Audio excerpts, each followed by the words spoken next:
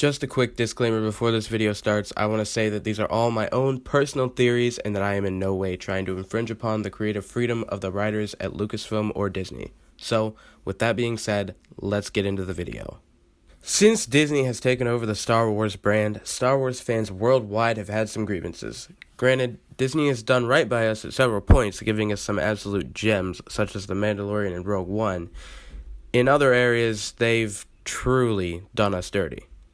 One of the biggest grievances that I've personally seen taking hold throughout the Star Wars community is the fatalness of lightsabers, or rather lack thereof. Now, a lot of what we see in reference to lightsabers and how they work these days in the Disney Star Wars world could really be summed up with one term: Disneyfication. Sure, we could definitely say that the reason lightsabers are not packing the same punch they did in the original trilogy or the prequels is just Disney and their censorship, but that's no fun. And being the Star Wars nerd I am, I wanted to try and make a canonical excuse as the reasoning for the Disney lightsabers being less fatal than those of the original trilogy. One of the first things I want to address is that maybe us as the fans are thinking of lightsabers completely wrong. Often we think of a lightsaber as a circular beam of energy coming out of a circular hilt. What if this is just not true? When we look at a regular sword, there's a sharp edge on one side of the blade and a duller, flat edge on the other, as well as two flat sides. What if lightsabers are also shaped this way, but we just can't see it due to the light given off by the blade? This could very well explain some of the non-lethality of lightsabers from the start. It would also give us a canonical reason as to why the darksaber looks as it does. Now, we know that the out-of-universe reason for the darksaber appearing as it does was because it was originally supposed to be an actual sword, and last second, they decided to make the choice to change it into an energy blade, but this would clarify by giving us an in-universe reason. Maybe the reason we see the darksaber shaped as it is because it doesn't give off enough light to hide the shape of its blade. I think that the shape of the lightsaber blade may explain some inconsistencies seen even in the original trilogy, specifically the duel between Vader and Luke on Cloud City. In this scene specifically, Luke's lightsaber almost appears to bounce off Vader's armor. Now, one could definitely say that this is because Vader's armor was made to protect him from blows such as that, but in the Vader comics, when Vader's battling with an enemy Jedi, his armor is absolutely destroyed by a lightsaber, so this point can easily be debunked. Earlier in the Empire Strikes Back movie, Luke was told by Yoda not to go to Cloud City because his training wasn't complete and he wasn't ready. So it's plausible that Luke, not being skilled with a lightsaber, actually hit Vader's armor with the dull side of the blade. The shape of a lightsaber blade being similar to that of a sword may also be backed up by several of the animated Star Wars series such as Clone Wars, where oftentimes we see that rather than being rounded and circular at the top like they are in the live-action movies, the lightsabers are actually drawn almost like a sharpened blade and come to a point at the end.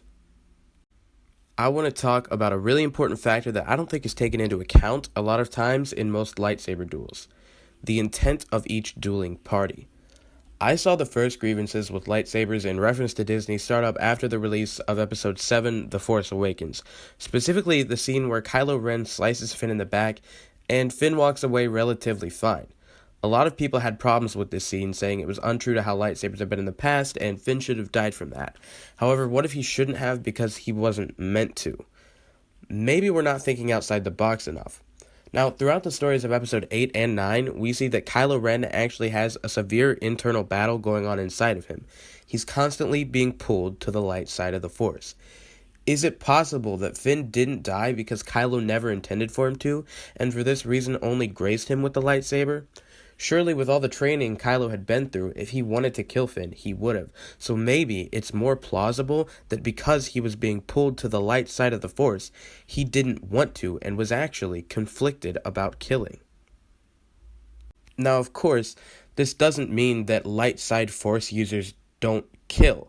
We see that constantly throughout the Clone Wars series, especially.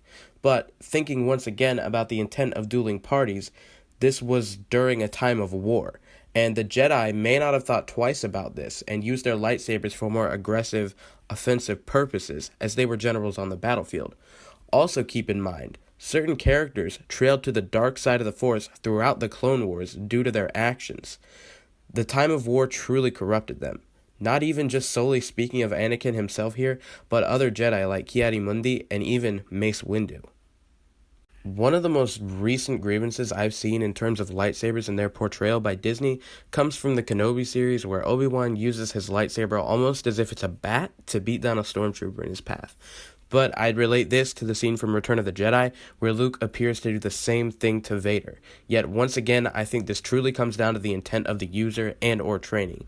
Keep in mind that with both of these scenes, Luke didn't want to hurt his father, and Obi-Wan hadn't used a lightsaber in about 10 years, so could have simply been using the wrong part of the blade because of how far out of it he was in his training. Hope you enjoyed these theories, and they really got you thinking about the portrayal of lightsabers throughout the Star Wars universe.